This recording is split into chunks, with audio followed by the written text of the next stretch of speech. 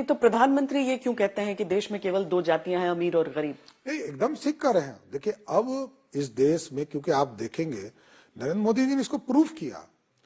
पहले दलित और एसटी समाज के लोगों को आरक्षण मिला, फिर ओबीसी को आरक्षण मिला, फिर ईबीसी को आरक्षण प्रदेश में मिला, फिर स्वर्ण के जो गरीब हैं जिसको कोई आरक्षण इस देश में नहीं, वैसे वर्ग को भी आरक्षण प्रधानमंत्री ने दिया। इसके बाद लगा कि जब अब देश में तो सिर्फ गरीबी बचा है तो गरीब ही इस देश का आरक्षण होना चाहिए, इसमें कहीं दो मत है। तो एक तो कर्पूरी ठाकुर को सम्मान, उसके बाद जो ओबीसी वर्ग को लेकर कोशिशें बीजेपी की तरफ से दिख रही हैं, आपको लगता है पूरा समाज आपसे रिझ रहा है और आपके साथ खड़ा रहेगा? हालांकि ये भी हकीकत है कि ओबीसी वोट की जब बात आती है तो बीजेपी ही पहली पसंद बनती है। ये उसका कारण है, भारतीय जनता पार्टी लगातार इसमें काम भी कर रही है। पहले लालू जी इसको ऐलान करके बोलते थे कि ये उच्च जाति की पार्टी है, दूसरे वर्गों को ही सिर्फ देखती है, लेकिन ऐसा नहीं है। भाजपा में प्रधानमंत्री ही स्वयं पिछड़ी जाति से आते हैं, गृह मंत्री, उसके प्रदेश के सभी टॉप लीडर्स आप देखेंगे, सभी लोग जो या तो स्वर्ण जाति से हैं या ओबीसी से हैं, दलित से हैं। तो स्वाभाविक है सबका सामंजस्य करने का काम भारतीय जनता पार्टी करती, किसी एक वर्ग की पार्टी नहीं है, ये सबका साथ सबके विकास की बात करती। तो आपको नहीं लगता है कि इन बातों से सवर्ण समाज जो है आपसे नाराज होगा चुनावों से पहले? नहीं, देखिए अब सबको साथ लेने की बात नहीं कर, आरक्षण तो नरेंद्र मोदी जी ही ने दिया ना। जो वर्ग किसी तरह के आरक्षण में नहीं था उनको आरक्षण की कैटेगरी में लाया। कोई ऐसा गरीब जो 8 लाख तक जिसकी आमदनी है, चाहे वो ओबीसी हो चाहे वो स्वर्ण हो, सबको आरक्षण बराबर है।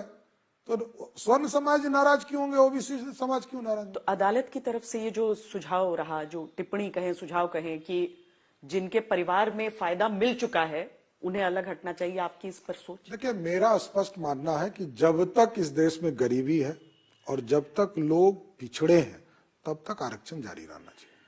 अच्छा, बिहार की राजनीति पर आते हैं और यहाँ की जो व्यवस्था है, जो 12 तारीख जिसमें एक अहम क्रम है आपका, थोड़ा सा ऐसा क्या थोड़ा नर्वसनेस दिख रहा है क्या? मतलब आप लोग कि गिनती अपनी पूरी करने के लिए? देखिए बेसिकली स्पष्ट है, दो पार्टी की सरकार है। जनता दल यूनाइटेड के पास 45 है और 78 भारतीय जनता पार्टी के पास 123 होता है। कोई गलत करना चाहेगा, जो राजद बोल रहा है, तभी तो कोई चीजें गड़बड़ाते हैं।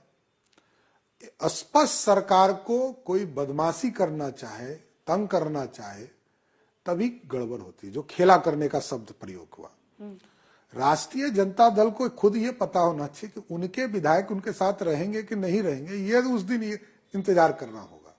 मैं जानता हूं लालू प्रसाद जी को, मैं सड़क पर तक ला चुका हूं, मैं जानता हूं उनको, रोड पर टला चुका हूं, इसलिए लालू जी जानते हैं हमको कि वो हम क्या कर सकते हैं। तो खेला करने वाले हैं आप लोग? नहीं, हम लोग को कोई जरूरत ही नहीं है श्वेता जी।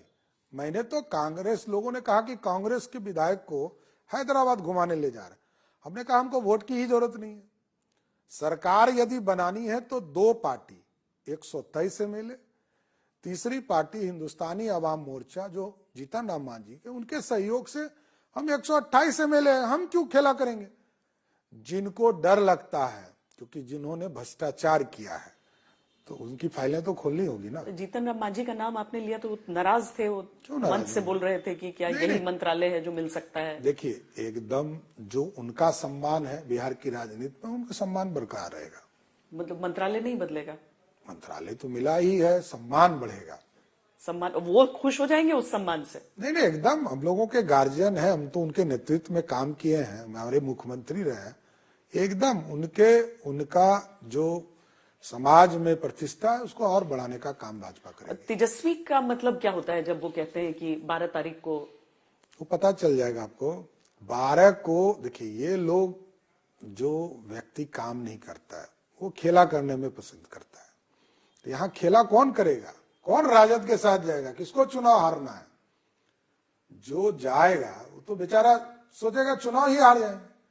इसलिए राजद के लोग ही कहीं वोट नहीं कर दे भारतीय जनता पार्टी एनडीए की सरकार को, नीतीश जी की सरकार को, ये दिन इंतजार करना होगा। पर स्पीकर ने छोड़ा नहीं है पद अपना? मत करे। देखिए वो तो टाइम फ्रेम है, 14 दिन के बाद जो संसद की प्रक्रिया होगी, विधानसभा की प्रक्रिया होगी, उसके हिसाब से कानून बनेंगे।